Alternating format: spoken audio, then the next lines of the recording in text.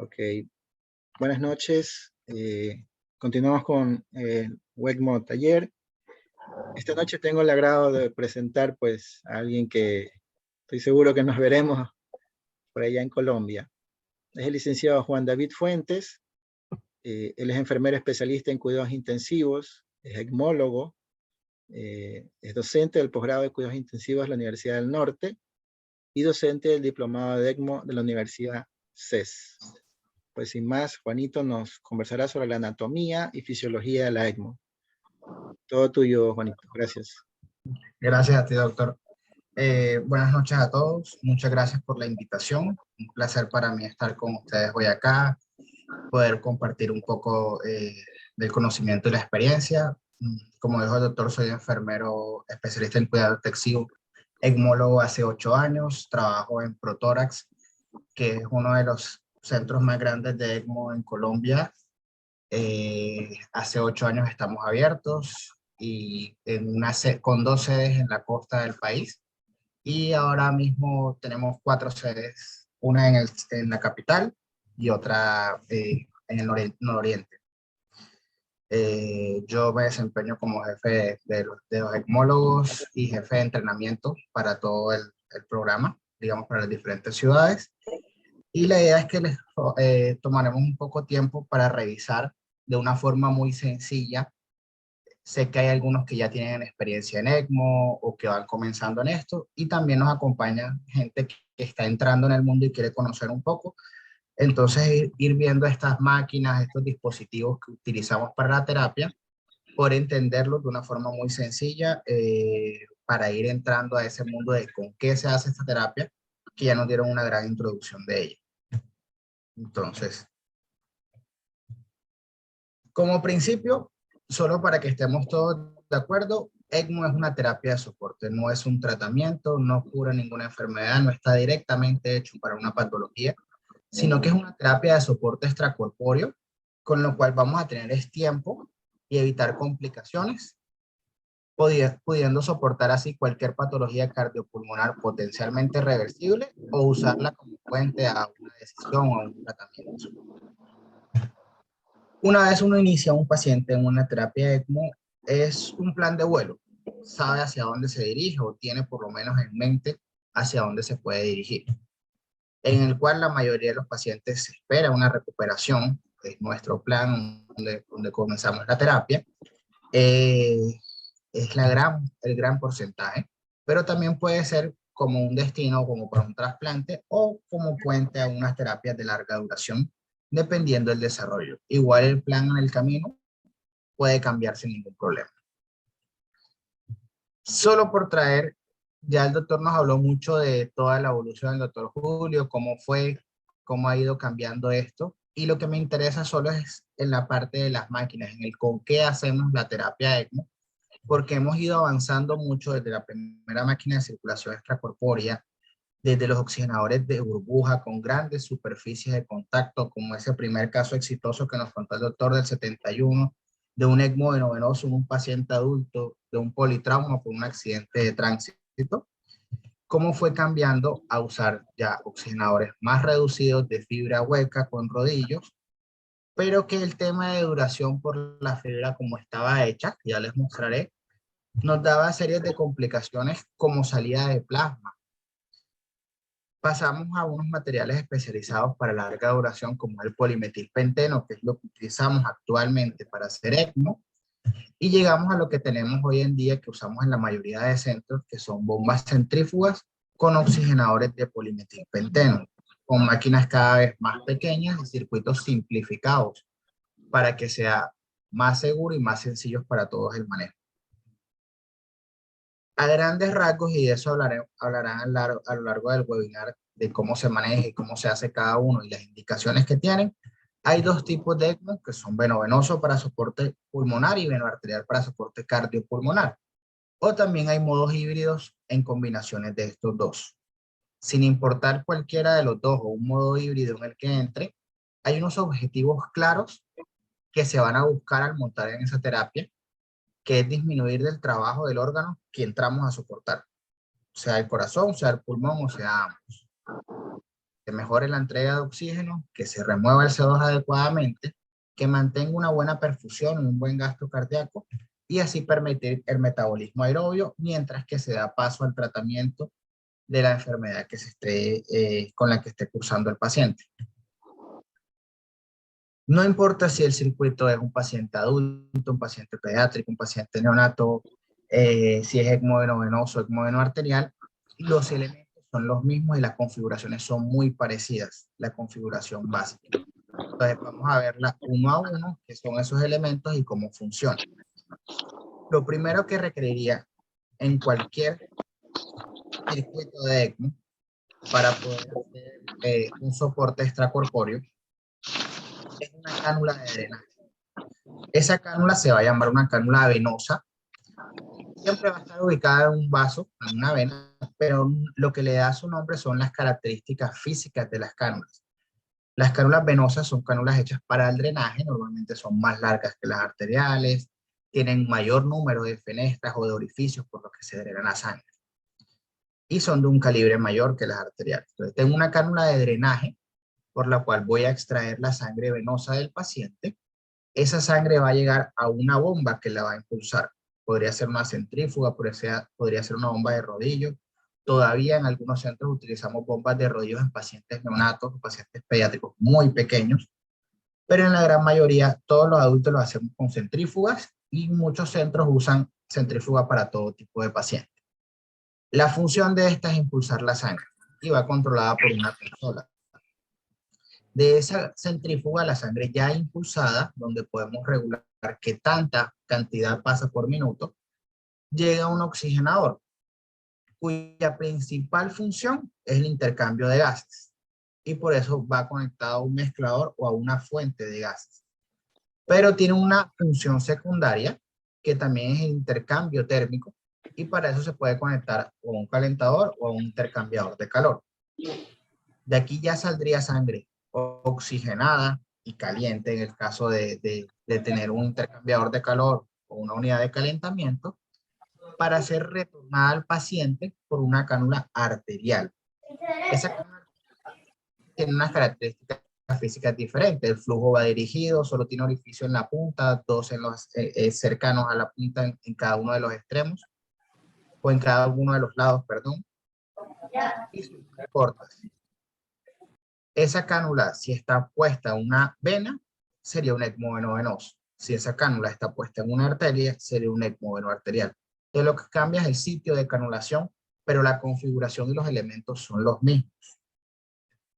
Si desglosáramos uno a uno de esos elementos que le comenté, tendría unos que corresponden a máquinas o a equipos, que serían una consola para control de la centrífuga o un rodillo, un calentador, puede ser unidades de calentamiento o intercambiadores de calor como usamos en cirugía cardíaca, y un mezclador de gases o una fuente pura de oxígeno. Y en cuanto al circuito, que sería esa parte desechable que va por cada paciente, hay unas cánulas que serían arterial y venosa, una tubuladura que une todos los elementos, una centrífuga en el caso de que sea una consola de centrífuga, hay un cono por el que pasa la sangre y un oxigenador. Entonces, primero hablarles un poquito de los equipos. Las consolas de centrífuga hay de muchas marcas. Nosotros en Colombia tenemos unas 5 diferentes. Yo podría usar la que tengo de cirugía cardíaca. Hay consolas muy básicas, hay unas consolas más especializadas, pero lo que se encarga una consola de centrífuga es de poder configurar unas revoluciones o rotaciones por minuto, lo cual va a crear una fuerza centrífuga dentro del cono que va a impulsar la sangre a mayor revoluciones, mayor cantidad de flujo sanguíneo, hasta unos límites, pues, depende de bulimia del paciente, de carga, de las presiones que hay antes y después, pero su principal función es eso. O sea que la información más básica que nos ofrece una centrífuga, cualquiera, para hacer ECMO, es cuántas rotaciones por minuto está teniendo o revoluciones por minuto que nosotros podremos configurar. La gran mayoría van desde 0 hasta 5000, pero depende de la marca. Eso es lo que yo configuro. Y en base a eso, ellos tienen unos medidores de flujo que nos va a decir esas rotaciones que estamos dando, qué tanto flujo de sangre está proporcionando. 1 litro, 2 litros, 5 litros. Las centrífugas, las que más pueden impulsar hasta 10 litros por minuto, lo cual no va para ECMO por el hecho de que tenemos unas limitantes en los oxigenadores y las presiones, pero sería su capacidad máxima de flujo que pueden ejercer. Hay máquinas o consolas más especializadas que, fuera de dar esas dos informaciones básicas, nos pueden dar informaciones de monitoreo de la terapia. ¿Qué sería? Por ejemplo, las presiones que se ejercen en cada una de esas partes del circuito que vamos a ver ahora, la hemoglobina, por ejemplo, la saturación, las temperaturas, información que es importante para la terapia que estamos ejerciendo. Entonces, cuando son consolas que se crean directamente para la terapia, como es el ECMO Live, como es el CardioHealth, tienen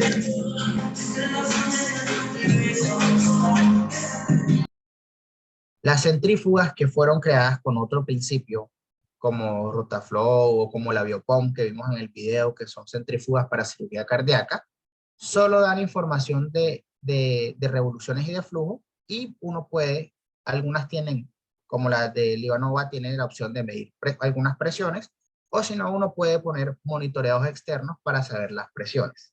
Por ejemplo, la Centrimag es una consola para asistencia ventricular, pero que en el país la usamos mucho también para ECMO. Ese es el único equipo que es fundamental. Yo no puedo hacer ECMO sin una consola y es lo único que necesito. El resto de equipos son opcionales, pero que brindan seguridad en la terapia y que lo ideal es tenerlos. Uno sería una unidad de calentamiento. No es una función del ECMO calentar al paciente, pero es un problema que se deriva de él. Como yo tengo tubuladura, por ejemplo, un adulto puede tener unos 4 metros de tubuladura, 600 mililitros de sangre en oxigenadores grandes, todo el tiempo fuera del paciente. Es sangre que va a perder temperatura por convección. Las tubuladuras son tubuladoras de PVC que están expuestas a la temperatura ambiente de la unidad de cuidados intensivos. Como yo voy a perder temperatura, puedo tener complicaciones por hipotermia fácilmente. Y entre más pequeños son los pacientes y menos masa corporal tienen, más rápido van a ser los eventos. He tenido pacientes de bradicardias y de paros por hipotermia en adultos, ahora en pediátricos y neonatos. Es un tema muchísimo más delicado. Por esa finalidad, yo puedo manejar la temperatura del paciente conectando al oxigenador un intercambiador de calor o una unidad de calentamiento. Diferencia entre estos dos equipos. Los intercambiadores de calores son como los que usamos en cirugía cardíaca, son equipos mucho más grandes porque están hechos para enfriar y para calentar y tienen varios tanques para tener diferentes salidas hacia el oxigenador, hacia la manta, hacia cardioplegias. Entonces, son cosas requeridas porque en cirugía cardíaca hacemos hipotermia. Pero en ECMO, el objetivo en un ECMO es la normotermia. Por eso existen equipos más pequeños, más compactos para tenerlos en la unidad de cuidados intensivos, cuya única finalidad es calentar. Son equipos que no enfrían. Son equipos que solo calientan agua, permiten rangos de temperatura entre los 33, 39, algunas marcas entre 35 y 39, con la única finalidad de mantener la normotermia. Esto no puede hacer una hipotermia inducida. Hay un equipo nuevo, muy pequeño, todavía no lo tenemos en Colombia, que es de Euroset, que es un intercambiador de calor. Ese sí logra enfriar desde los 15 grados hasta los 39 a este tamaño. Es muy bueno, pero todavía no tenemos experiencia. Aquí ya tenemos ECMO Life en Colombia, pero no hay registro todavía para ese intercambiador de calor, que verdad sería muy interesante tener la opción. Y el tercer equipo que puedo requerir es un mezclador de gases. ¿Puedo hacer ECMO sin él? Sí, así como el anterior, puedo hacer un ECMO sin una unidad de calentamiento y buscar una forma externa de mantener la temperatura del paciente, pero tener un mezclador de gases igualmente da herramientas y da mucha seguridad para nuestros pacientes, porque yo con este puedo hacer un ajuste independiente de la oxigenación, manipulando la fracción inspirada de oxígeno en un segmento, y de la ventilación, manipulando por aparte el flujo de gases frescos o de aire, cosa que no podría hacer si tuviera una toma directa de oxígeno. Yo podría dar un ECMO con una toma de pared de oxígeno, con una bala, como hacemos en los transportes, pero ahí pierdo la capacidad de manipular la fracción inspirada de oxígeno en el paciente, lo que es muy útil cuando estoy, por ejemplo, en un ECMO veno arterial, porque no quiero tampoco hiperoxigenar al paciente. En la parte de los circuitos, que sería esa parte desechable, que es lo que más nos interesa, en lo que me va a tomar un poco más de tiempo, entonces los elementos son los mismos. ¿Qué resalta ya aquí que es descartable, lo que llamamos circuitos? Serían las cánulas, las tubuladuras, las centrífugas y los oxigenadores. Las cánulas hay de muchos tipos, vi que hay una charla de canulación, por lo cual no voy a requerir tiempo en esto. En las canulaciones lo importante es la elección del tamaño y que nos dé un flujo adecuado, porque si no, no hago nada con oxigenadores que permitan 7 litros si tengo cánulas que permiten 4 litros. Y tampoco es bueno tener muy grandes que pueda crear complicaciones en el paciente. Entonces nos centramos en los tres últimos. Las tubuladuras son muy sencillas. Las tubuladoras no tienen nada especial, son tubuladoras de PVC. Para ECMO solo vienen dos tamaños de tubuladuras. 3/8 que utilizamos para los pacientes de más de 20 kilos y 1/4 que se utilizan para los pacientes de menos de 20 kilos. Todos los circuitos de ECMO tienen un recubrimiento para que la superficie sea más biocompatible y cada marca tiene un recubrimiento propio. Lo importante es que hay recubrimientos que son sintéticos, es un polímero sintético, hay recubrimientos que son biológicos, como el de Maquet, por ejemplo, que es un recubrimiento con albúmina y heparina, pero lo importante es que todos tienen la misma característica, que es que tienen una cabeza o una superficie hidrofílica, que es la que va a tener contacto con la sangre, y tienen unas patas hidrofóbicas que tienen contacto con la tubuladura. Así, la sangre no toca directamente la tubuladura, sino la superficie de contacto o el recubrimiento, y hace que sea mucho más biocompatible, hay menos respuesta inflamatoria y mejores resultados a lo largo del tiempo del paciente, porque son pacientes que van a estar días, semanas o meses, dependiendo del tipo de ECMO, en un soporte extracorpóreo. Cada marca, la verdad, el comportamiento es muy similar, pero dan unas certificaciones de qué tanto tiempo duran los oxigenadores, es un promedio, por esas características que tienen en su construcción, en su arquitectura y en el recubrimiento que están utilizando. Absolutamente todos los circuitos de ECMO tienen recubrimientos y las cánulas hechas para ECMO tienen recubrimiento. Puedo utilizar una cánula hecha para cirugía cardíaca y pues perdería ese principio. Y por decirlo de una forma fácil de entender o hacer una analogía, el tener un recubrimiento es el homólogo como cuando tenemos una rampa en una piscina. No es lo mismo arrojarse con ella seca, irrita mucho, va a raspar, a cuando tienen agua. Cuando tengo toboganes o algo, por eso les colocan agua. La superficie de contacto es más lisa, es homogénea, es un poco más amable, lo que hace que haya menos respuesta inflamatoria en el paciente. El segundo elemento sería la bomba o lo que nos impulsa la sangre. Con esto yo voy a programar, y es una de las cosas fundamentales de ECMO, qué tanta cantidad de flujo quiero yo en el circuito. Eso me va a oxigenar más sangre o me va a dar más perfusión si estoy en un ECMO veno arterial. Entonces, uno de los pilares, lo primero que yo manejo en ECMO es muevo unas revoluciones por minuto, pero buscando un objetivo de un flujo, un objetivo que va según el tipo de terapia, el peso del paciente y las condiciones clínicas que tenga. En ese orden de ideas, yo podría en un paciente hacer un ECMO con dos tipos de bombas, o una bomba centrífuga o una bomba de rodillo. Ambas son válidas, cada una tiene unas ventajas y unas desventajas sobre las otras. La mayoría de centros, en casi todos los pacientes, hacemos centrífugas, hacemos ECMO con bombas centrífugas.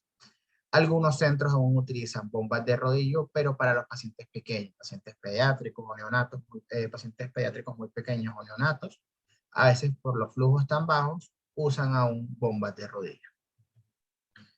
¿Qué ventajas tiene una bomba centrífuga? La bomba centrífuga básicamente consta de dos partes. Una consola, que es el equipo que les mostré, donde yo voy a configurarle qué tantas revoluciones quiero, y él lo que tiene es unos magnetos internamente que van a rotar 1000, 2000, 3000 veces por minuto.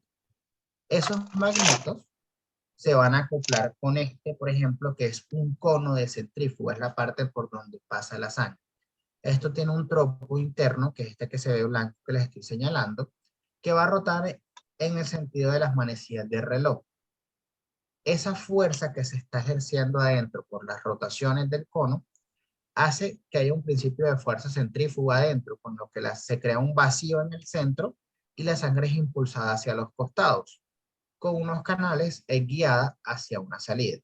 Si yo cogiera una centrífuga andando y le hago un orificio aquí donde le estoy señalando en la parte de arriba, lo que va a hacer es succionar aire, porque ahí está creando una zona de presión negativa. Pero si por el contrario hago un orificio en alguno de los costados, la sangre va a salir impulsada por ese costado. Ahora, en este tipo de bombas, no es lineal el comportamiento entre revoluciones y flujo de sangre. ¿Qué les digo con esto? No hay una regla de 3 donde diga 3000 revoluciones por minuto son 3 litros de sangre, sino que el comportamiento es un poco más fisiológico. Las centrífugas dependen como el corazón de pre y poscarga, dependiendo de las presiones que hay antes y después de esta centrífuga, así va a ser el flujo que genera esa cantidad de revoluciones por minuto.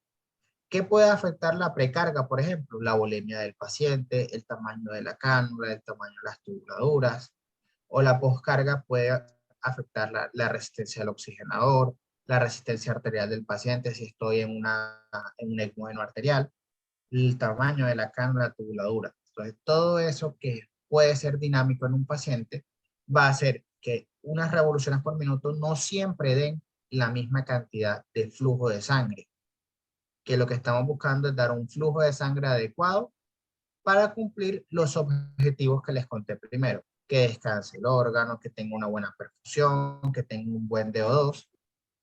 Por eso las centrífugas vienen con unos sensores ultrasónicos que nos van a decir exactamente cuántos litros o mililitros de sangre están pasando por minuto por el circuito. El principio de funcionamiento de las bombas centrífugas, a diferencia de los rodillos, no es oclusivo. Si yo no tengo revoluciones, la sangre ahí se mueve en el sentido del que haya de gradiente de presión. O sea, por ejemplo, si yo paro una centrífuga a 0 revoluciones y estoy en un ECMO arterial, pues el flujo de sangre, en vez de ir de la vena a la arteria, va a empezar a ir de la arteria hacia la vena. Por eso hay unos números, según la marca, de unos mínimos de revoluciones que debemos establecer, pero el principio de no ser oclusiva también genera unas ventajas en algunos momentos dados, ya que por principio de funcionamiento las centrífugas requieren masa para impulsar, lo que hace que el riesgo de embolias masivas sea mucho menor.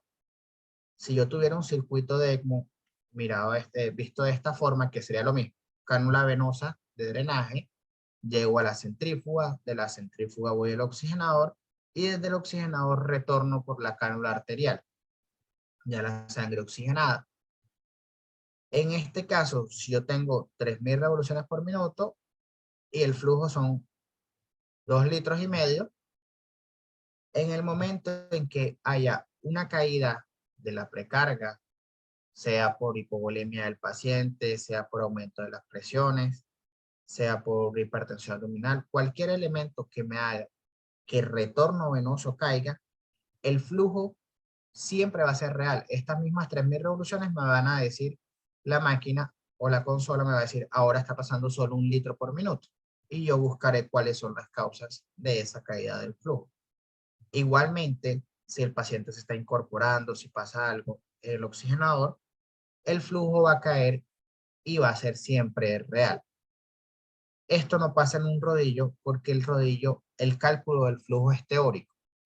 Él sabe según el tamaño de la pista, según cuántas vueltas da, si él dice la pista y qué tanto presiono la tubuladura, cada vez que doy un giro, impulso tanta cantidad de sangre, si lo multiplico por la cantidad de giros que doy, ese es el resultante de cuánto es el flujo de sangre que se está moviendo. Por consiguiente, si pasa cualquiera de estas situaciones, la máquina va a seguir diciendo que mueve los 3 litros por minuto, así eso no sea real. Y el aumento de presión va a ser mucho mayor. Entonces, la centrífuga y el rodillo tienen unas diferencias a pesar de que ambos me sirven, y por eso es que nos hemos optado más, la mayoría de centros y ya en la gran mayoría de pacientes se usa centrífuga, porque algunos centros aún usan rodillo para pacientes muy pequeños, por lo que les conté de que hay un mínimo de revoluciones a mantener y a veces flujos tan bajos, hay riesgos de que pase eso, de que haya más presión en el lado arterial que en el lado venoso y venza la fuerza que está haciendo la centrífuga. Y empieza a haber un fenómeno que se llama flujo retrógrado o retroflujo, que es muy complejo porque ya yo paso, en vez de darle soporte cardíaco al paciente, le empiezo a robar gasto cardíaco. Pero depende del flujo y de unas configuraciones. Por eso todavía está válido en algunos pacientes y en algunos centros, porque tienen la experiencia y una seguridad con esto. En la mayoría y en los pacientes adultos utilizamos la centrífuga porque, uno, en la medida de flujo siempre es real. Dos, es mucho más biocompatible, por lo que hay menos aumento de riesgo de presión, menos aumento de menor grado de hemólisis, hay menos riesgo de embolias masivas y el flujo es variable. En un rodillo yo necesito un perfusionista sentado todo el tiempo, muy pendiente de lo que está pasando, mientras que acá en un ECMO, en una centrífuga, hay un grupo interdisciplinario pendiente de él, pero no es una persona que no se mueva ni a ir al baño, sino ahí todo el tiempo, cosa que sí pasaría con el otro elemento. Y el último componente de ese circuito, y también muy importante, es el oxigenador. El oxigenador es el que va a dar en sí la función que vinimos a hacer, que es el intercambio de gases. Actualmente todos los oxigenadores que usamos son oxigenadores de fibra hueca, por lo cual dentro de un oxigenador hay 3 elementos que no se tocan nunca entre ellos, sino que 2 elementos pasan por fibras huecas y el tercero pasa por el externo. Los elementos serían, hay un componente sanguíneo, un componente gaseoso y un componente de agua. El sanguíneo va a pasar por fuera de todas estas fibras y hay unas fibras de diferentes materiales. Un material para intercambio gaseoso que puede ser polipropileno o polimetilpenteno. Por dentro de esta fibra pasan esos gases y se hace el intercambio gaseoso ya sin contacto directo, lo que sí pasaba antes con oxigenadores de burbuja. Y por otras fibras que normalmente son de poliuretano, dependiendo de la marca, la cual por dentro pasa el agua a una temperatura, eso caliente, y por convección hace el intercambio térmico. En esta parte del intercambio gaseoso, que es el más especializado, así se vería más de cerca. Por acá afuera de estas microfibras está pasando la sangre, por adentro pasan los gases y el intercambio de gases que se genera es por difusión, por diferencial de presión, atraviesan una membrana y así se hace el intercambio de gases. Ahora, un oxigenador no es tan eficiente como un pulmón. Oxigenar para él es mucho más difícil y lo vamos a ver un poco ahora en la fisiología. Y primero que todo es porque tenemos una superficie de contacto mucho menor.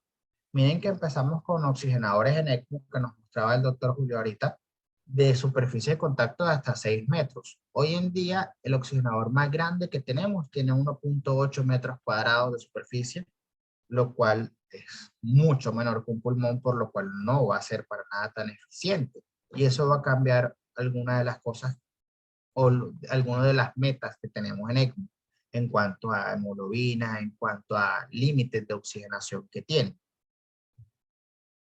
Esas fibras de polimetilpenteno o de polipropileno están organizadas dependiendo del tipo de marca, cambian las arquitecturas. Por ejemplo, oxigenadores que son un rombo, como son los Quadrox, que son los de Maquet, como son los de Nipro, son fibras que están organizadas como una malla o como una estera. Son fibras que se entrelazan entre ellas y que siempre los oxigenadores tienen dos cámaras, estos que son de esta forma. En esta primera cámara hay fibras de intercambio de gases y fibras de intercambio térmico. Y en la segunda hay fibras de intercambio de gases únicamente. ¿Por qué? Porque el intercambio de gases es mucho más difícil que el térmico, por lo cual la superficie de contacto para este intercambio es mucho mayor. Miren, por ejemplo, así estarían las fibras de un oxigenador. Solo tenemos dos formas de oxigenadores, cilíndricas o cuadradas. Estas en cuadradas o en rombo, o estas cilíndricas como las de Euroset, que nosotros usamos mucho acá, por ejemplo, o las de Livanova, que también tenemos, que son las de Sorin. Ellas acá tienen las fibras, la diferencia es que esas fibras ya no están como una malla, sino que están enrolladas. Están enrolladas entre sí, por eso esto es aquí un cilindro, y en la parte interna está la parte del intercambio térmico.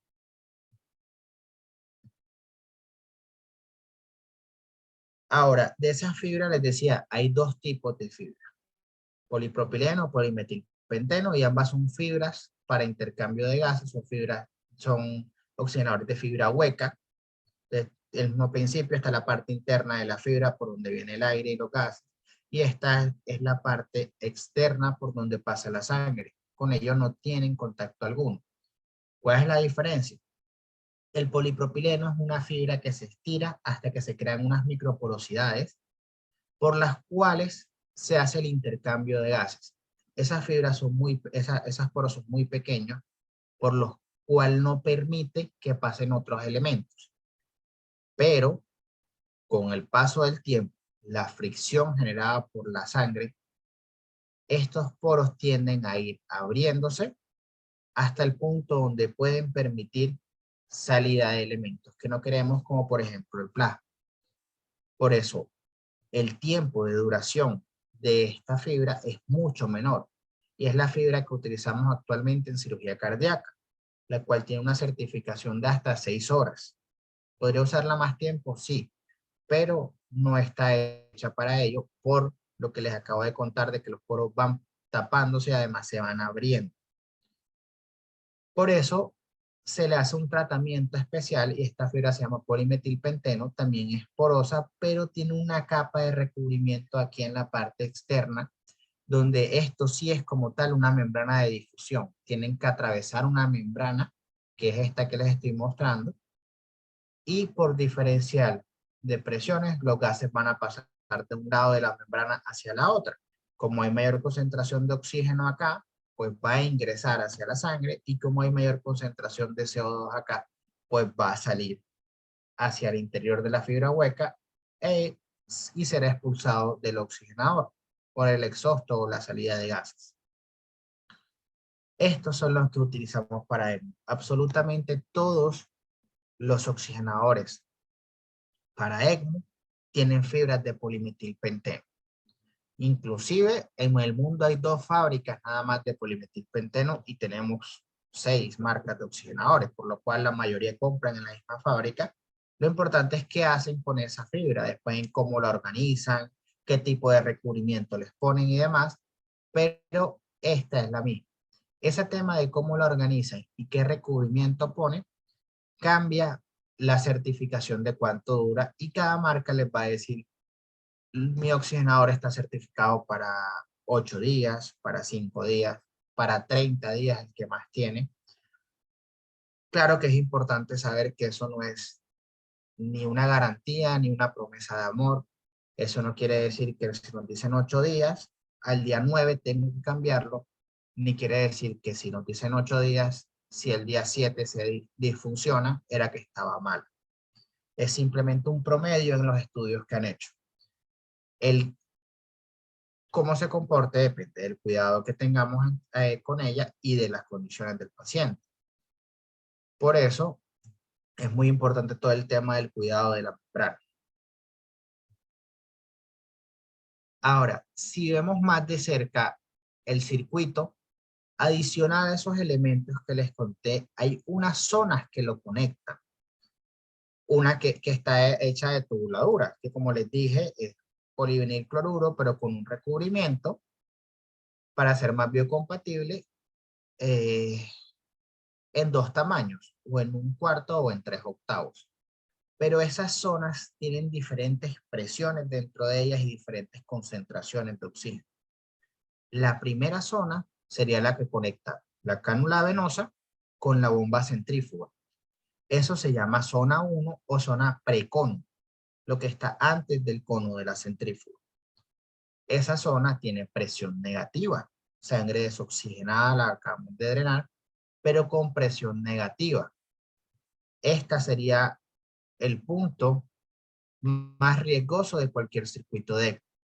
Dentro de esta zona casi siempre hay conectores, llaves de 3 vías, y si yo llegara a abrir uno de ellos, lo que va a pasar, o va a ocurrir porque hay presión negativa, es que va a haber una entrada masiva de aire, y eso va a detener la terapia.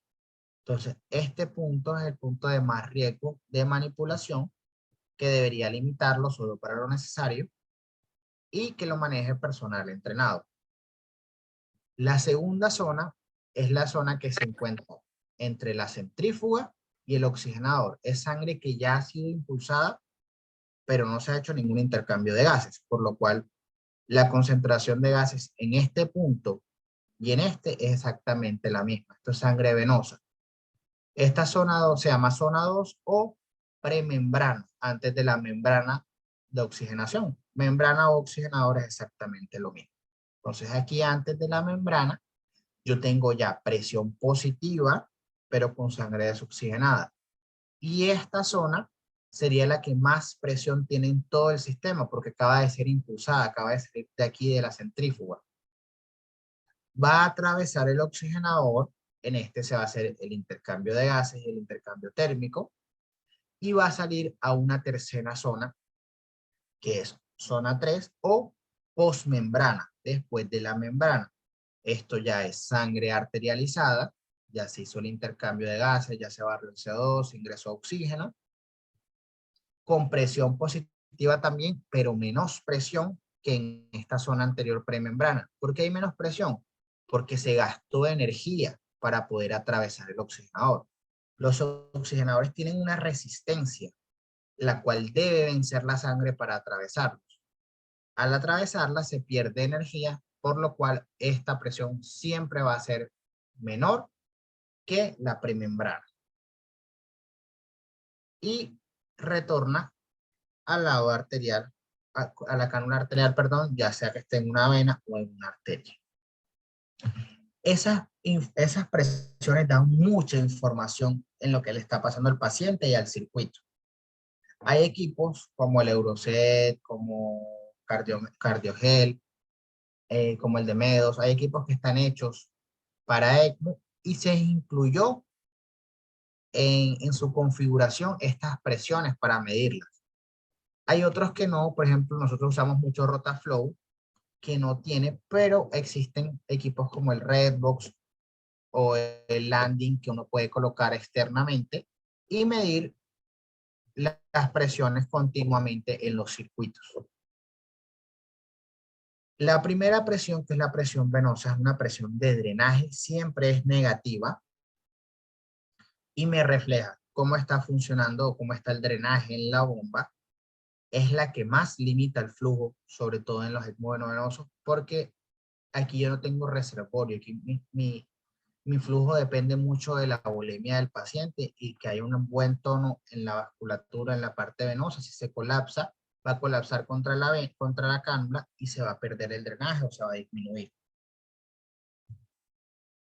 Está influenciada por el diámetro de la cánula, por la posición de la cánula, porque por ejemplo en los adultos cuando hacemos canulaciones femorales, es una cánula que ingresa por la femoral, pero que queda ya en la cava inferior, casi llegando a la aurícula, por lo menos a nivel retrohepático. Si se pone muy abdominal, cualquier movimiento abdominal va a hacer que se colapse la vena contra la cánula y va a caer el flujo y esta presión se va a hacer más negativa. Por el diámetro de la tubuladura, a menor sea, pues mayores presiones para mover la sangre, de la volemia del paciente y de algunas complicaciones clínicas que lo que ejercen es una presión externa sobre la vena.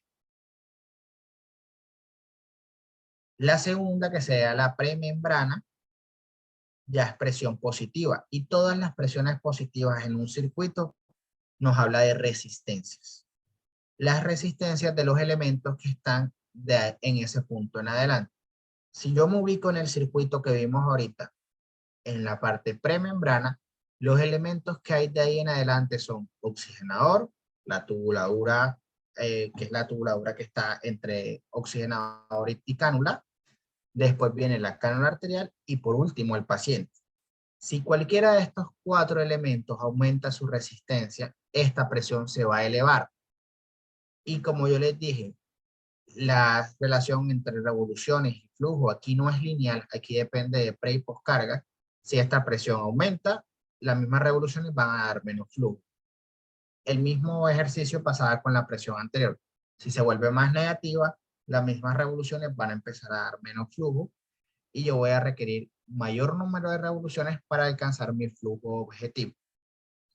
¿Qué puede hacer que esto aumente? El oxigenador, que puede hacer que aumente su resistencia. El oxigenador no es colapsable.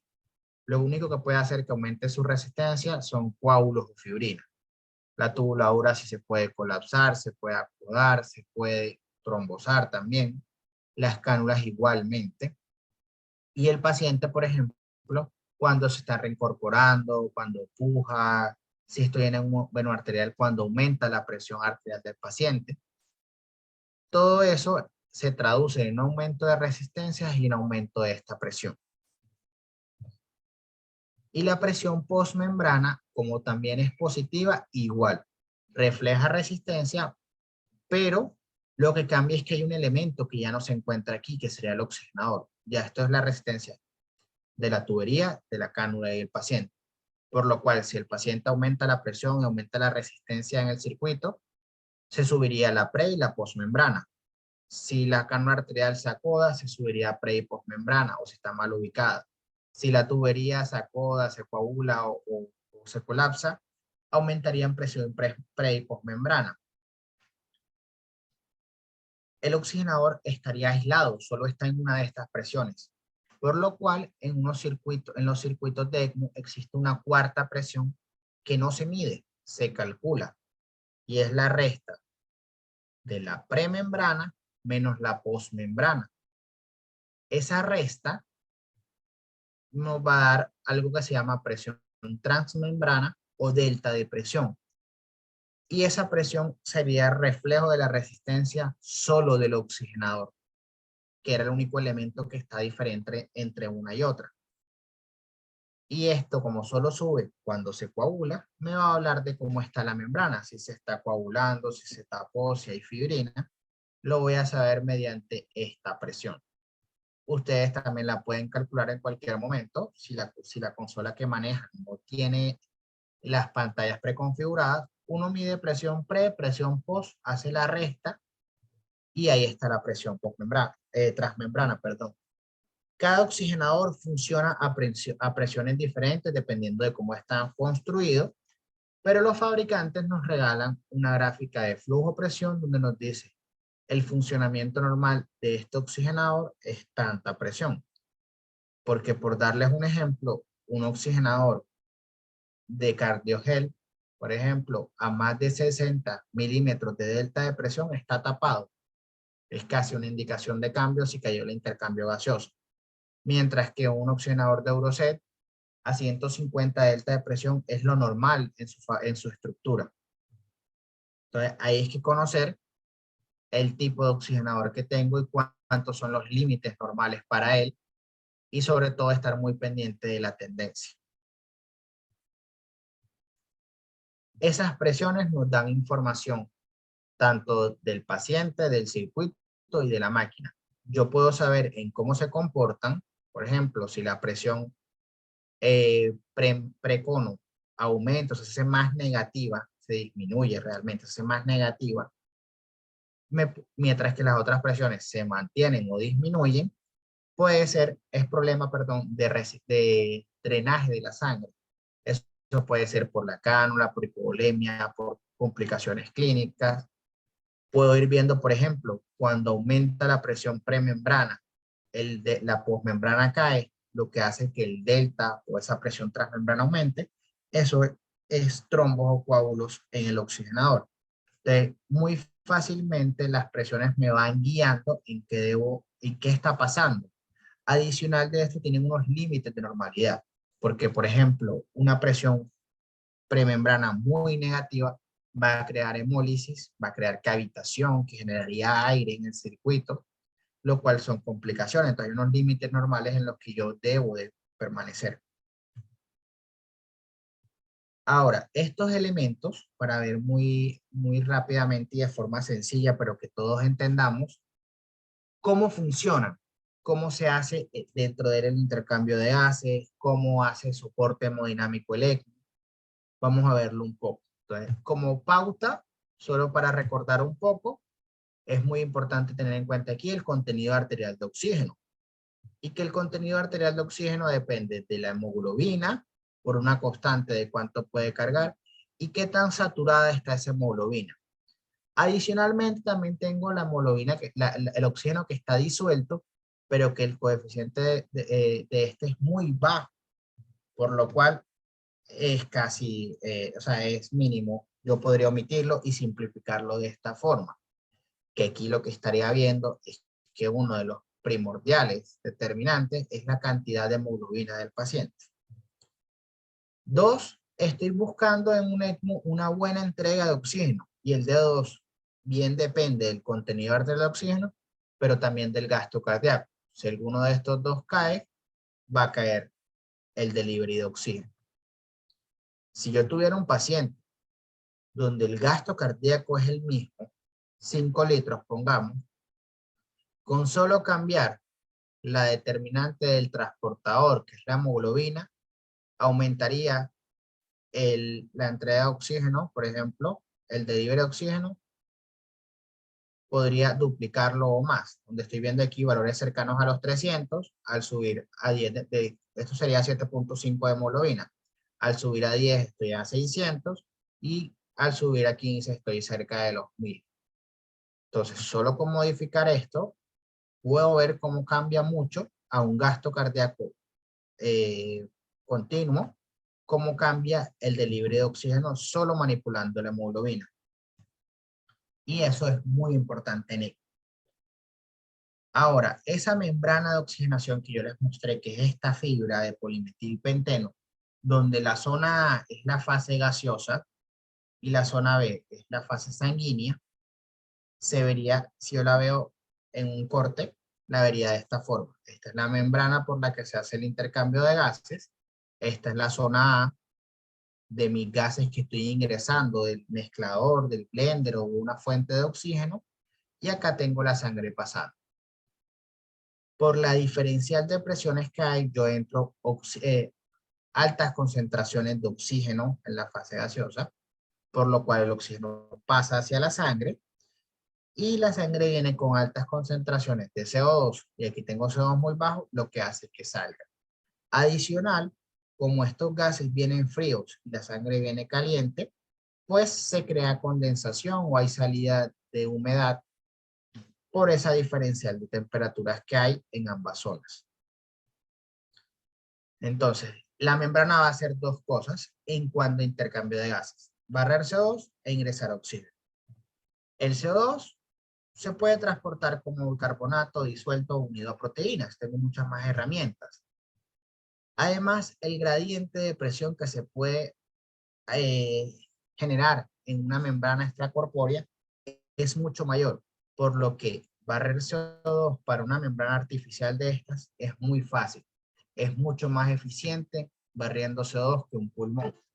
Si yo quisiera barrer todo el CO2 de un paciente, de la producción de un adulto, necesitaría flujos entre los 500 mililitros, perdón, y 1 litro por minuto máximo.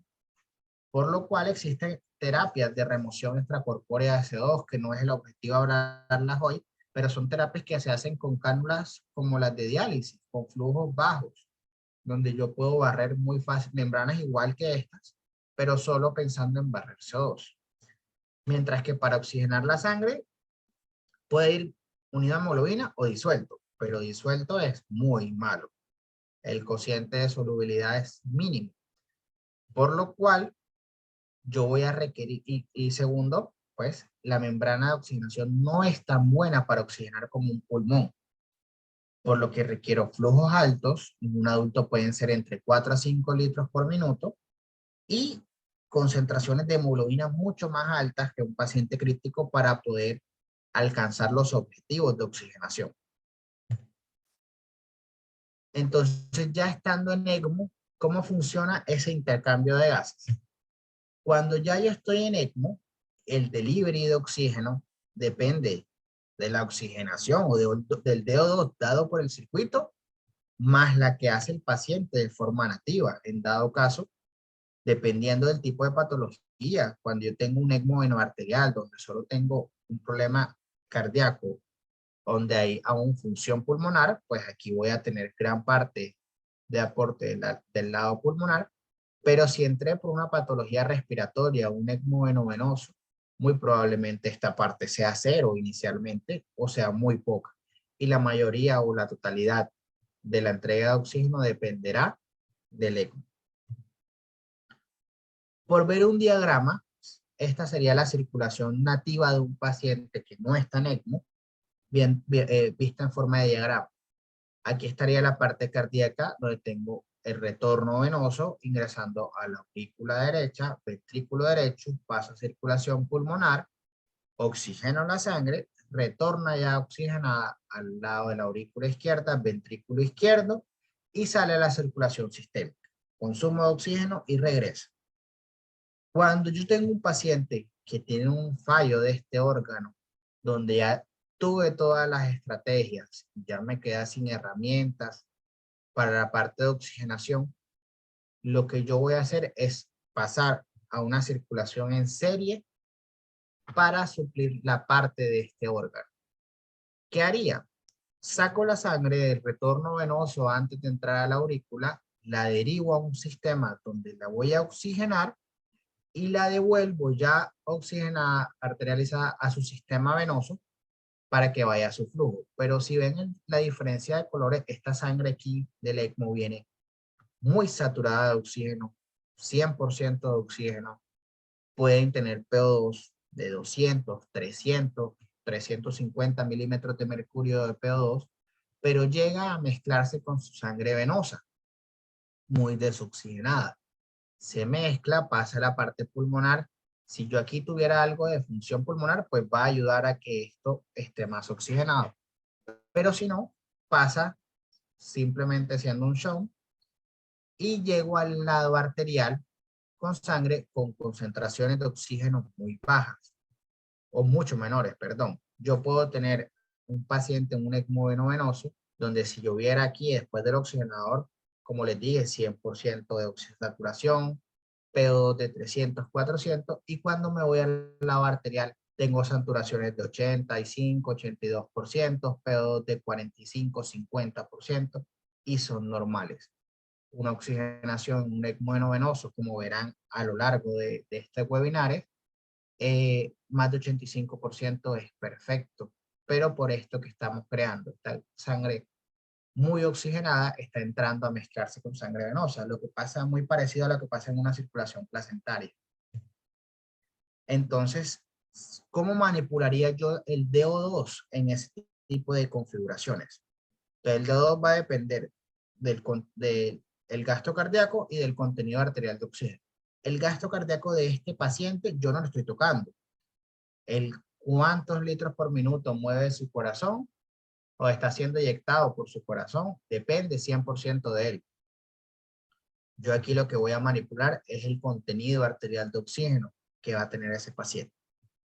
Y ese contenido va a depender, o ese contenido en la membrana, pues va a depender de la concentración de hemoglobina, del FiO2 que se le ponga a la membrana de las concentraciones venosas y arteriales, porque es por gradiente de presión que se hace ese intercambio, y del flujo de sangre en el ECMO. Entonces, si quiero oxigenar más al paciente, puedo darle mayor concentración de hemoglobina, puedo aumentarle el FiO2, que tengo el límite del 100% y que siempre en un ECMO venoso inicio y me mantengo en 100% hasta que piense en empezar a destetar, porque a diferencia del oxigenador, este no es nocivo para el paciente. Este puede estar el paciente 15, 20, 30 días con oxígeno, FiO2 del 100%, sin ningún problema, porque no tiene contacto directo con el paciente, sino con una membrana artificial. Las concentraciones venosas y arteriales, que podría bajarlas bajando el consumo o requerimientos del paciente, por ejemplo, sedándolo. O puedo aumentar el flujo de sangre del ECMO, o sea, subir revoluciones por minuto para tener mayor cantidad de sangre oxigenada. Esto va a depender del oxigenador que estoy utilizando. Cada oxigenador tiene un rango de oxigenación, o sea, le va a decir, yo oxigeno entre los 500 mililitros y los 5 litros, los 7 litros. Los oxigenadores más grandes que hay en el mercado oxigenan 7 litros por minuto. Quiere decir que es hasta donde yo puedo llegar. Si yo estoy a 5 litros y el DO2 no es el adecuado, puedo pensar en darle 5 litros, 6 litros, 7 litros, dependiendo, claro, de las presiones que vimos. Esto sería lo que yo manipulo a grandes rasgos para poder mejorar la oxigenación del paciente.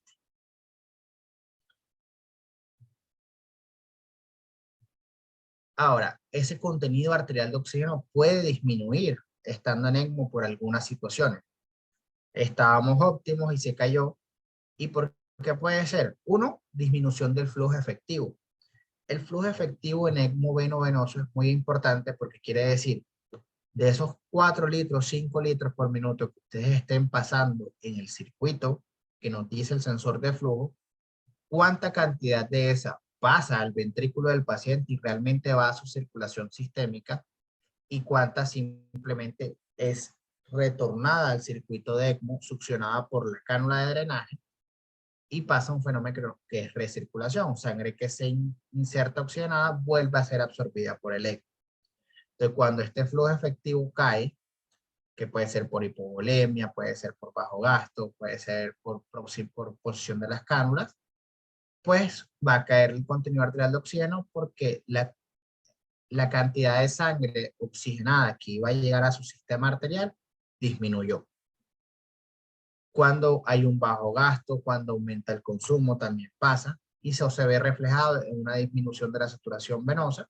Por eso hay consolas que tienen medición continua de la saturación venosa, que nos alerta de estos fenómenos, que un ECMO arterial nos muestra cómo está el balance entre aporte y consumo de oxígeno, que también nos puede decir en un ECMO venoso si está recirculando mayor cantidad de sangre o no.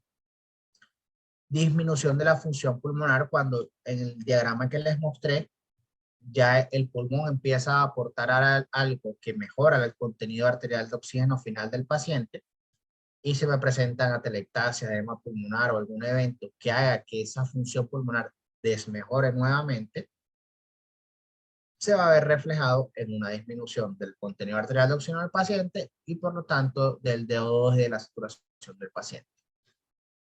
Y una disminución de hemoglobina, sea por hemólisis, por sangrado o cualquiera de estas. A diferencia, cuando yo entro a un ECMO veno-arterial, esto es una circulación en paralelo, porque la sangre la estoy drenando del mismo punto, pero la estoy reinfundiendo al sistema arterial del paciente, ya no se mezcla con su sangre venosa.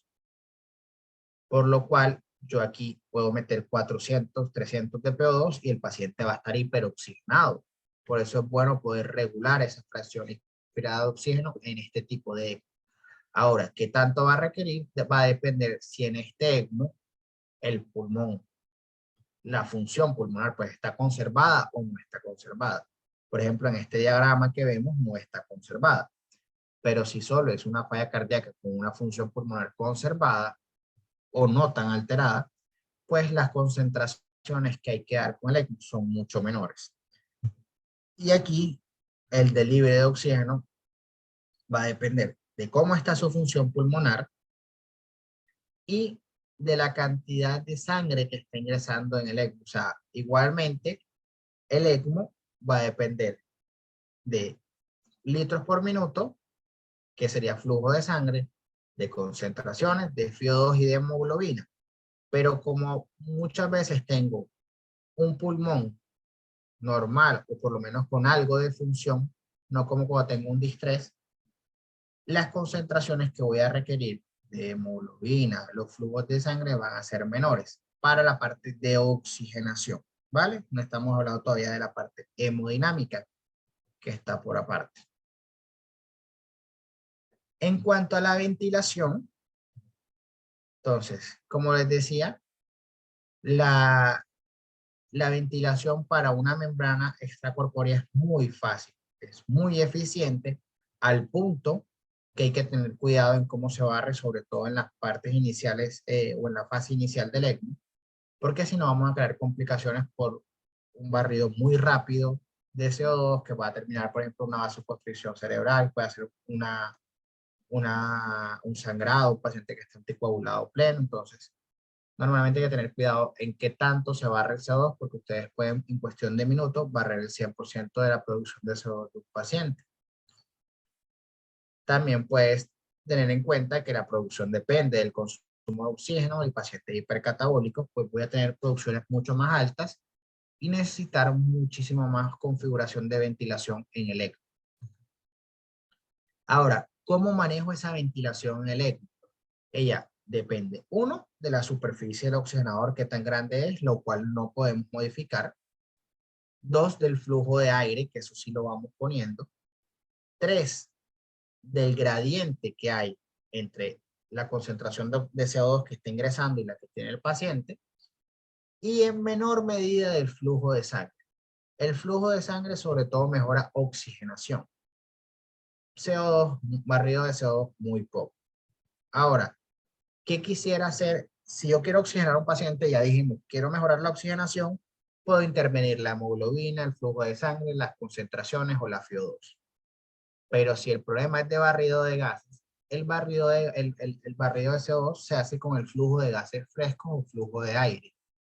Por eso yo en el Blender tengo una configuración o de litros por minuto o de mililitros por minuto. A mayor flujo de aire, mayor barrido de CO2. Y este normalmente, como es en gradiente de presión contra la sangre, lo que se maneja es en relación con la sangre o el flujo de sangre que tiene el paciente.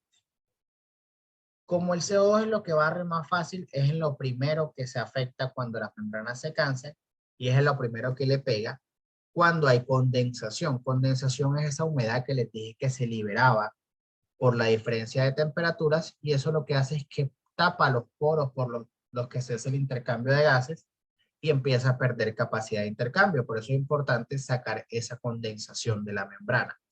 Si yo viera aquí, entonces esta es la condensación, estaría tapando así, pero lo que les quiero mostrar es cómo manejo entonces exactamente la ventilación. Uno, moviendo el flujo de gases en relación al flujo de sangre, y dos, con el gradiente de presión que tiene el paciente. Les pongo un ejemplo.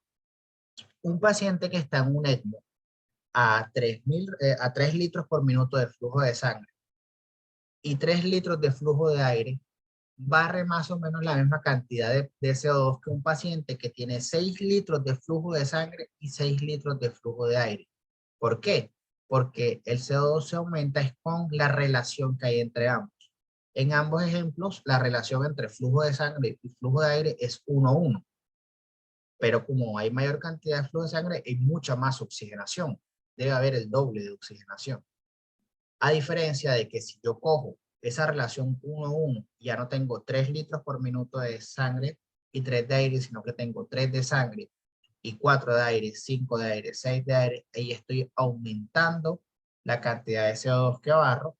E igualmente, si empiezo a bajar esa relación, que ya no pongo 3 y 3, sino por ejemplo 3 y 1.5, que sería una relación de 1 a 0.5, barre mucho menos CO2. En esa forma vamos configurando y hay fórmulas con las que uno puede calcular cuánto flujo de aire necesita el paciente para obtener el CO2 objetivo. En un inicio, es muy importante tener en cuenta que a veces estos pacientes tienen altas concentraciones de CO2 y eso hace que este gradiente, porque si el paciente aquí tiene 45 de CO2 y tiene 5, pues hace intercambio de gas.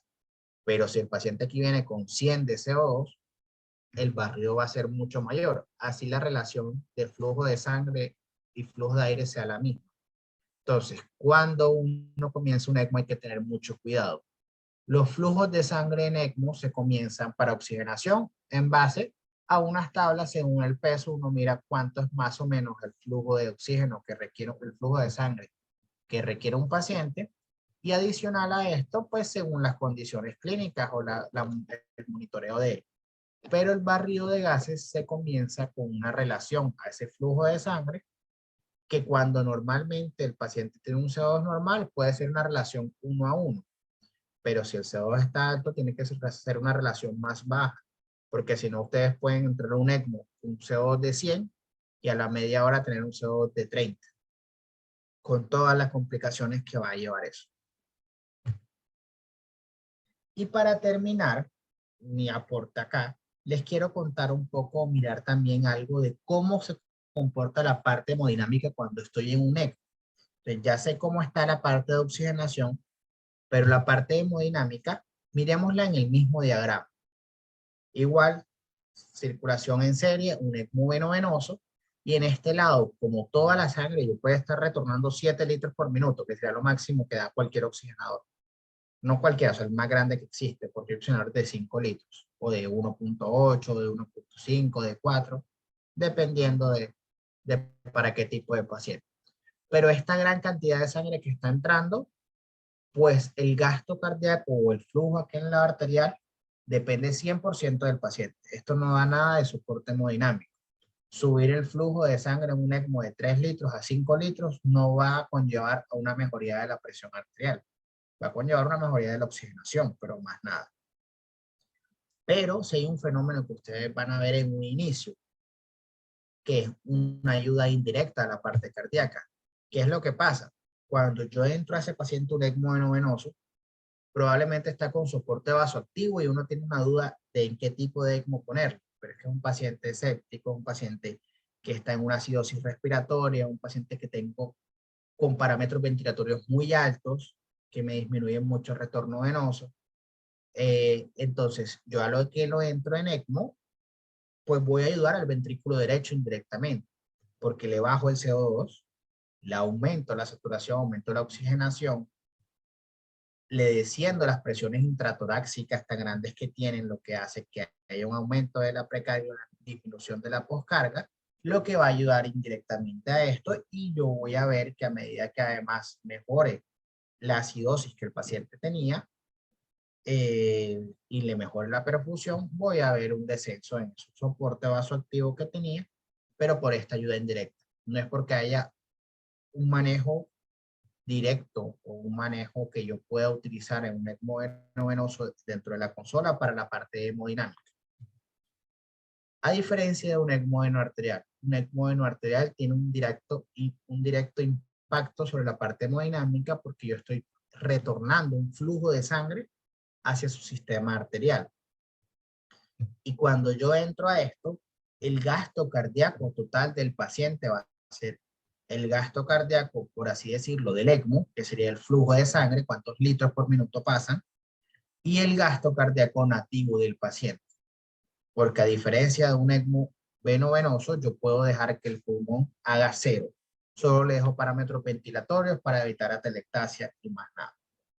Pero yo acá no puedo dejar que el corazón haga cero. Si yo lo dejo parado, se dilata y no se va a recuperar nunca. El corazón debe hacer algo y yo solo lo voy a soportar. Entonces el gasto cardíaco total va a ser la suma de ambos. El objetivo apenas entré, pues disminuir el trabajo, bajar el consumo de oxígeno al disminuirle su trabajo y ayudarle a la perfusión de órganos diana porque no estaba logrando hacerlo. Pero ocurren unos fenómenos muy interesantes cuando yo entro a un ECMO venoso. Primero, disminuye la pulsatilidad porque empiezo a tener un flujo continuo, no pulsátil. El flujo en una consola de ECMO es un flujo continuo, a diferencia de que el paciente está normalmente acostumbrado, y hay órganos como el riñón que no les gusta mucho este cambio. Entonces va a bajar la pulsatilidad. Va a disminuir la precarga, va a aumentar la poscarga y va a disminuir la contractilidad. Y hasta este punto, pues si uno le baja la precarga, no es bueno para el corazón. Si uno le baja la contractilidad tampoco, y si uno le aumenta la poscarga menos. Y uno dice, bueno, ¿estoy ayudando al corazón o no? Y por eso es que un ECMO arterial es un delicado balance entre que más no siempre es mejor. No es denle los 10 litros que puede dar esto, los 7 litros que puede dar esto, y una presión hermosa y más nada, porque voy a quedar sin paciente. Es darle lo que requiera y un balance donde pueda yo tener algo de función cardíaca idealmente. Hay condiciones en que no, pero ya es algo que de pronto verán más adelante. ¿Por qué se dan estos fenómenos? Pues baja la pulsatilidad, porque les dije el flujo del ECMO es continuo. Puedo derivar de un 60 a un 80% del flujo hacia el ECMO. Ya los objetivos serían con presión arterial media, pero tengo un objetivo de presión de pulso, porque debería evitar, en la mayoría de los casos, que la válvula aórtica se cierre, o sea, perder totalmente pulsatilidad, como si hacemos en cirugía cardíaca, porque si yo tengo esto, la válvula no se está abriendo y lo que va a pasar es que el ventrículo se va a dilatar, porque a diferencia de extracorpórea yo no estoy drenando o no estoy derivando el 100% de su sangre o su de retorno venoso, estoy derivando máximo el 80%. El otro resto va a entrar a su parte cardíaca y se va a dilatar la cámara y no se va a recuperar el corazón del paciente. Disminuye la precarga por la derivación que estoy haciendo, estoy robando retorno venoso hacia un circuito extracorpóreo, y eso va a conllevar a una disminución del volumen de fin de diástole del ventrículo, lo que me va a hacer que se dilate menos el corazón y que se contraiga menos por ley de Frank-Starling, lo que la disminución de la precarga me lleva a una disminución de la contractilidad. Y adicional a eso, estoy metiendo sangre con presión positiva en su sistema arterial, lo que va a hacer que aumente la poscarga, y el paciente además por esta presión va a hacer una respuesta simpática, lo que va a llevar a una vasoconstricción en él. Entonces, son fenómenos que hay que ir manejando, son normales del ECMO. Y hay un punto que aquí yo lo estoy viendo que es un punto de mezcla, donde se mezcla la sangre que está saliendo del paciente, del corazón del paciente, y la sangre que está ingresando del circuito de ECMO.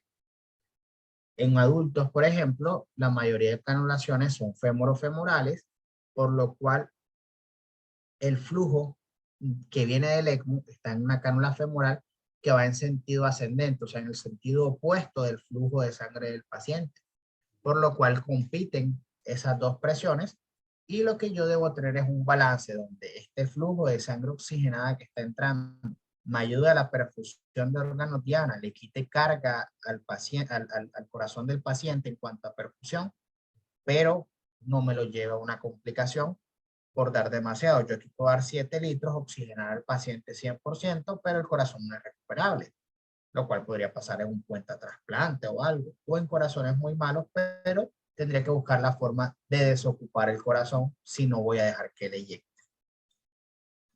Aquí sí tengo yo un impacto directo sobre el gasto cardíaco. Aquí yo sí puedo hablar de que si en el ECMO tengo 4 litros, eso es gasto cardíaco del paciente. Pero para ser muy estricto, el gasto cardíaco del paciente sería los 4 litros que están en el ECMO, más lo que él haga. Puede ser un litro y medio. Entonces su gasto cardíaco total va a ser 5 litros, 5 litros y medio. Y es lo que estoy buscando. En esto también va a jugar un papel importante las presiones, porque aquí yo les dije la centrífuga mueve sangre según la presión que hay antes, que es precarga, y la presión que está después, que es poscarga. Y aquí las poscargas son mucho más altas porque están entrando a un sistema de altas presiones, a diferencia de la vena. Más o menos así es como se comporta o la parte hemodinámica del paciente y la parte de oxigenación de intercambio de gases. Por cuestiones de tiempo, ya muestra como el resumen y todo para no alargarnos mucho y fuera como la parte más sencilla. Muchas gracias a todos, y si tienen alguna pregunta, con todo el gusto del mundo, estoy aquí para lo que necesiten.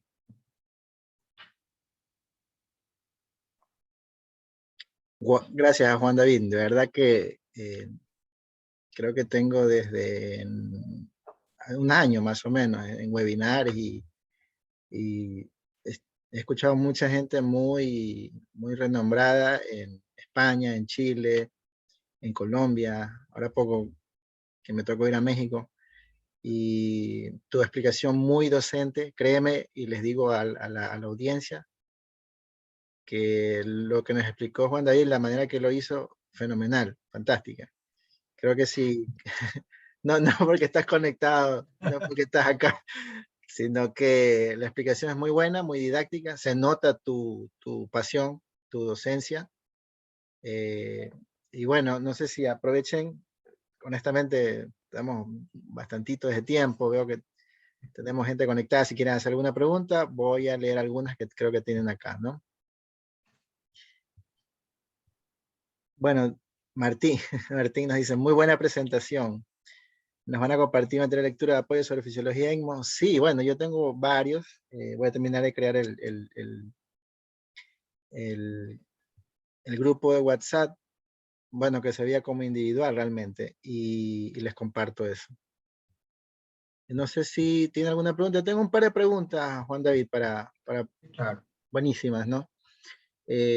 Acá veo algunos intensivistas y bueno, nosotros, como bien lo dijiste, y a cual más le tiembla la mano por mover esa perilla de las revoluciones y pensar que el paciente me está desaturando, me está hipotensando y yo le voy a dar 7.5 litros y eso nos está explicando lo deleterio que puede ser, ¿no? Sí. Y te tengo una pregunta puntual. A muchos de nosotros nos parece siempre tener la postura de protocolo restrictivo con los hemoderivados, más que nada con los glóbulos rojos. Y bien lo aclaraste tú, quizás un punto en este valor de qué es lo que puede influir en el momento del transporte de oxígeno, el delivery del oxígeno, la entrega de oxígeno. ¿Existe en tu experiencia o en tu formación algún número mágico que a veces uno se busca, se enloquece con eso, para tener un número de hemoglobina con 7 y decir que con eso ya lo transfundo, o lo transfundo glóbulos rojos con 8, lo llevo a 10, a los Shoemaker a los 12, 15? ¿Qué opinas? Sí, sí, uno a veces busca eso y a nosotros nos pasó mucho inicialmente. Les digo, por ejemplo, experiencia como grupo, iniciamos con ECMO endovenoso y nos dijeron, no, pacientes que tienen que estar entre 14 y 15 de hemoglobina. Y uno empieza a transfundir y evidentemente el paciente oxigena muy bien, pero pues Aquí, no es gratis una transfusión sanguínea, pues. Entonces, realmente lo que se busca ahora y las recomendaciones que hay es no tenemos un número mágico.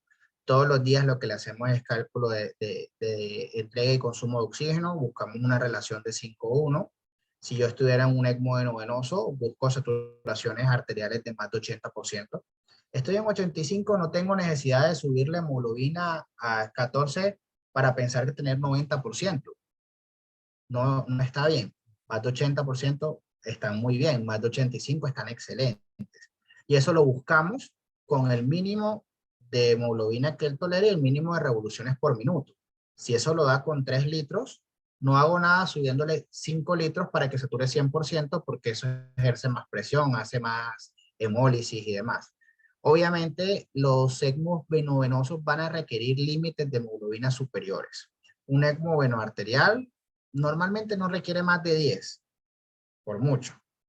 Mientras que un ECMO endovenoso a veces pacientes que no tienen nada, en COVID nos pasó mucho, a veces requerían 12, 13 de hemoglobina, pero es un balance en los dos principales herramientas que tengo es flujo de sangre, que voy limitado por las presiones, por eso es bueno tener monitores de presiones, y hemoglobina, son las dos principales que voy moviendo. Pero le voy a tratar de dar la hemoglobina que requiera. Si yo hice mis cálculos y tengo un delivery de oxígeno muy bajo, pues puedo pensar, y tengo las presiones en el límite, no quiero subir revoluciones porque tengo muchas presiones, pues lo voy a transfundir. Pero si tengo rango de decirles, las presiones están bajas, tengo una presión de -40, tengo presiones que toleran, prefiero subirle revoluciones que transfundirlo. Entonces, Lo que buscamos siempre es que tenga normalmente una relación de 5:1 de DO2, VO2. Si está ahí, estoy perfecto. Ahora, a veces nos preocupamos por las oxigenaciones en ECMO de novenoso, porque 80, necesitamos 82, yo esperaría ver en 100. Antes, si yo entro y veo 100, me preocupo. Digo, entonces tenemos mucha hemoglobina o muchas revoluciones, bajémosle. O está mejorando, pensemos en destetarlo. Porque cada día que estoy en ECMO es un día en que yo debería pensar qué hago para salir prontamente de ECMO. Estar mucho tiempo no es gratis. Entonces, siempre hacemos ese cálculo y en base a ese cálculo voy transfundiendo lo que él requiera. No hay un número mágico, pueden ustedes tener ECMO venoso que van excelentes con hemoglobinas de 10, otros que les pidan 14. Normalmente más de 14, 15 no manejamos. También tienen que tener en cuenta que más hemoglobina es más viscosidad y lo que va a hacer que mueva menos cantidad de sangre las mismas revoluciones. Es normal.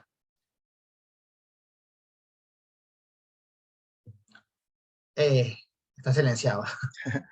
Gracias, Juan David. Bueno, tengo otra pregunta, no sé si alguien más quiera hacer alguna pregunta.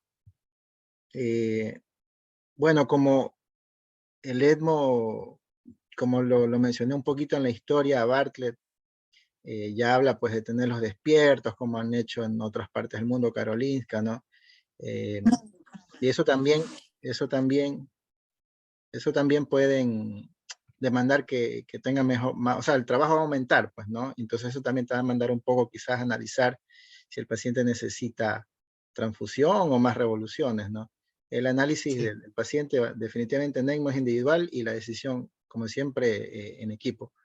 Al menos es lo que veo. Sí, sí, en ECMO sí que es fundamental el trabajo en equipo para todos. Nosotros, por ejemplo, la ronda es una ronda interdisciplinaria y todas las decisiones, así sea, lo vamos a transfundirle para optimizarle, siempre se toman en equipo. Perfecto. Bueno, no sé si alguien tiene alguna pregunta más. Estamos concluyendo. Quiero de verdad agradecerle a Juan David, una explicación fenomenal.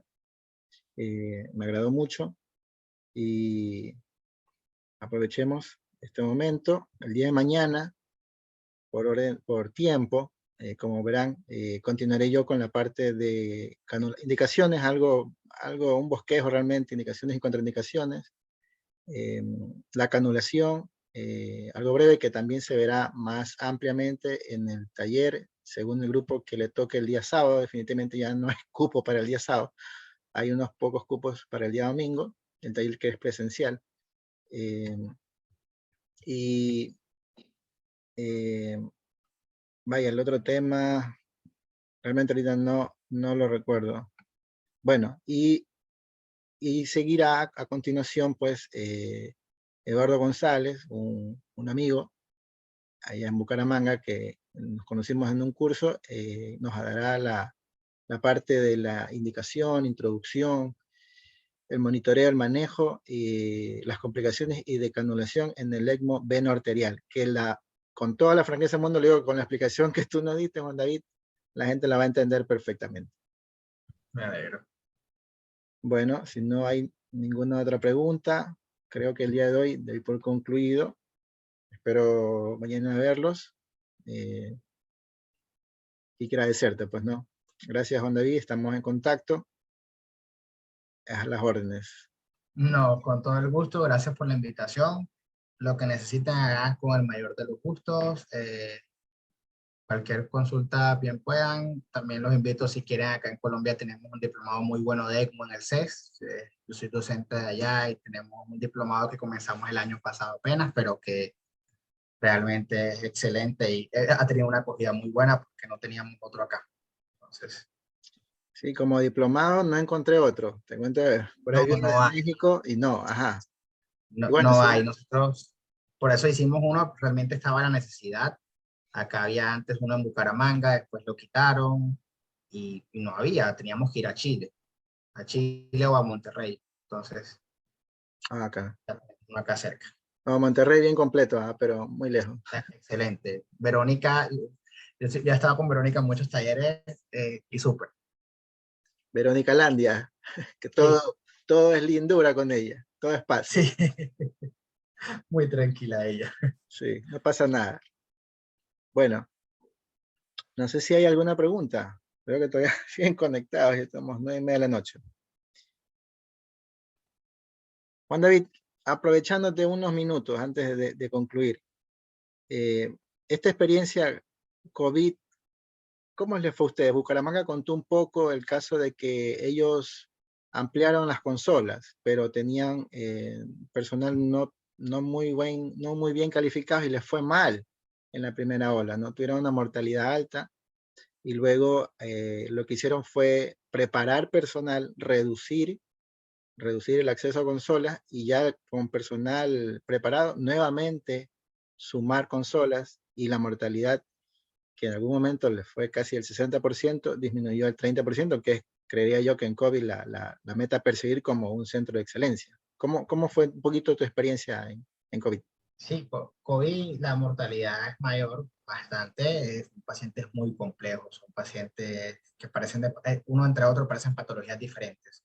El comportamiento, hubo un tema de desabastecimiento de Membrana. dispositivos también, membranas estuvimos escasos, tuvimos en plena pandemia casi 1 o 2 meses, tocó cerrar, tocaba hacer con membranas extracorpóreas y demás, mucha demanda. Nosotros pusimos el primer caso de ECMO de Colombia, fue exitoso, y pusimos como 120 en el año, alcanzamos casi los 200 pacientes de COVID.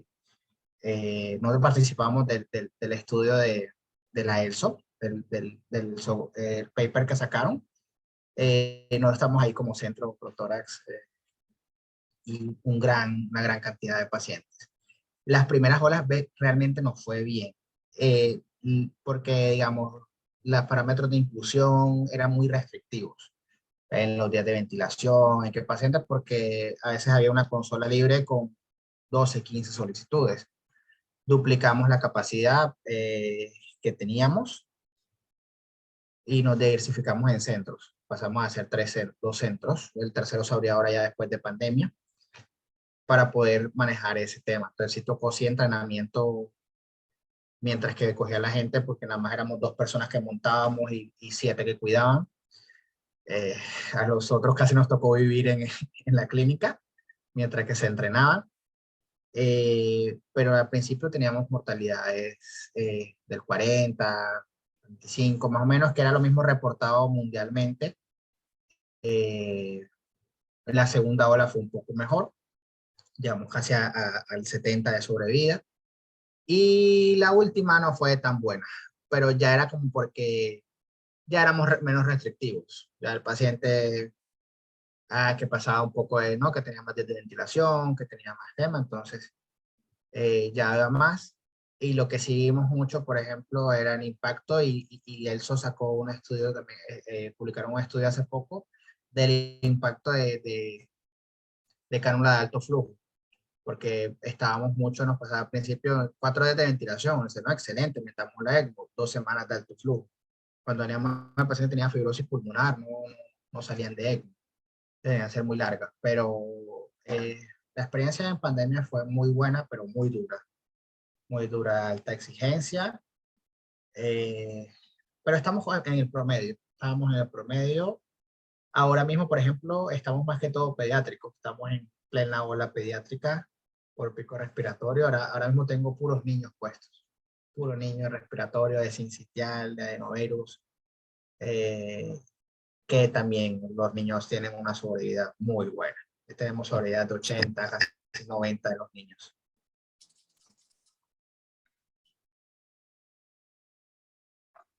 Ok, bueno, la verdad es que esta conversación nos podemos amanecer acá. Sí. Tengo otra pregunta, ahora que lo mencionas tú, ¿no? Esto de haber sido restrictivo o no restrictivo con los criterios de inclusión. Mira, Guayaquil empezó a hacer ECMO COVID y hubimos algunos centros, ¿no? ¿Cuál sería tu opinión con respecto a la regionalización, con respecto a varios centros ECMO venoso y quizás un centro de referencia para casos complejos con ECMO? ¿Cuál es tu opinión? Lo ideal en ECMO, y mira que fue de las primeras recomendaciones que en pandemia sacó eso dijo no creen centros nuevos, fortalezcan lo que ya están, usen la experiencia, porque son pacientes que no conocemos, y las recomendaciones es más, muévase según su experiencia. En ese entonces, nosotros creamos un grupo que se llama ECMO Colombia, los 7 principales grupos de ECMO, que está Leonardo, está UROS, está Chayo, están los 7 principales grupos de ECMO más grandes de Colombia. Estamos en ese grupo y comentamos casos, inclusive ahí, porque es muy importante siempre cuando uno va a arrancar, tener grupos de apoyo, alguien con experiencia que les pueda uno guiar. Y lo segundo es que ECMO no es una terapia para poner en todos los centros. ECMO es terapia para tener centros de referencia y hacer de rescate. Por ejemplo, nosotros el 90% de los pacientes que ponemos al año son pacientes de rescate, no pacientes generados de la propia clínica. Nosotros no tengo ni uno o dos al mes por muchos generados de la propia clínica. Siempre rescatamos o terrestre o aéreo, y la recomendación sería esa, inclusive también de la ELSO. No es crear en todos, es crear centros especializados que se entrenen, que hagan su curva de aprendizaje, que tengan un programa de educación muy cuidadoso, porque por ejemplo tienen que hacer programas internos de educación continua para todo el personal y demás, y que fueran centros de referencia. Entonces ustedes tuvieran, por ejemplo, 1 o 2 centros en una ciudad, no, o sea, uno que diga, no, tengo una ciudad con 7 centros de ECMO, lo que conlleva a tener, cada uno va a tener una curva de aprendizaje que es normal. Entonces lo que conlleva eso es que haya resultados desfavorables para los pacientes. La recomendación siempre es grupos de ECMO, ser centros de referencia, esos grupos fortalecerse y crecer, y hacer rescate. Poder ofrecérselo a todos los pacientes de todas las clínicas, pero no en todas las clínicas, porque manejar el ECMO hay que entrenarse muy bien.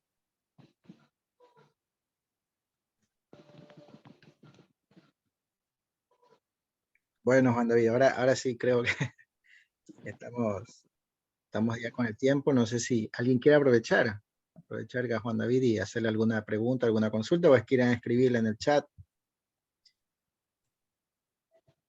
No sé si está con algo de tiempo. Sí, igual lo que necesiten, cualquier cosa, el doctor tiene mi contacto, si alguno lo necesita, cualquier información que quieran, con todo el gusto del mundo. En ECMO estamos para apoyarnos todos y para compartir conocimientos. Sí, eso es algo importante. Yo creo que, como algún momento lo mencioné, los intensistas que nos metemos en todo, ¿no? Queremos hacer traqueostomía como los cirujanos. En estos días hacemos un lavado de cavidad y un trépano ahí en la UCI. Andamos en todo. Entonces, y yo siempre lo digo, ¿no? Si la vía aérea es del anestesiólogo, el ECMO es del perfusionista, es del ECMólogo, ¿no? Entonces, es cierto, hay que tener educación continua. Me parece que el webinar es una opción, y tener pues talleres, que hay de diferentes tipos, tú lo conoces, ¿no? Talleres húmedos, como se conocen, talleres de alta fidelidad, etcétera, y estar listos pues para ante la emergencia, ¿no? Y no que ocurra la desgracia y no sé ni qué hacer, o creer que sé hacerlo y tengo iniciativa, ¿no? Como alguien una vez dijo, no es malo ser tonto, sino tonto con iniciativa. Bueno, Juan David, yo estoy muy agradecido de verdad. Les agradezco porque siguen conectados y no se van. Y creo que ya el día de mañana podemos continuar. El día de mañana continuamos, como les dije, con indicaciones, contraindicaciones, un bosquejo. ¿Qué opciones tenemos? Quiero que mañana, a los que nunca han hecho ECMO, abran su tercer ojo como el Doctor Strange. Y los que hemos hecho algún pequeño camino breve en ECMO, veamos que hay más opciones, ¿no? No todo ECMO es solo para el COVID severo. Tenemos otras cosas que las vimos, ¿no? Creería yo que podríamos ir camino al SPR, tanto intra y después extrahospitalario. Acá tenemos un modesto programa de trasplante. Podría hablarse que puede ser algo fuerte, lo que mencioné del PAN-ECMO. Y otras opciones, ¿no? A veces es fácil opinar de algo que no se conoce bien. Eh, entonces, después de eso, hablará el doctor Eduardo González de México, con el tema de ECMO veno arterial. Bueno, sin más, quiero agradecerles por la conexión. Gracias, Juan David, nuevamente. Y el día de mañana estaremos empezando 7 de la noche, hora de Ecuador. Muchas gracias. Es la misma hora de México, por si acaso. Gracias a todos. Hasta luego. Hasta luego, Juan David. Hasta luego.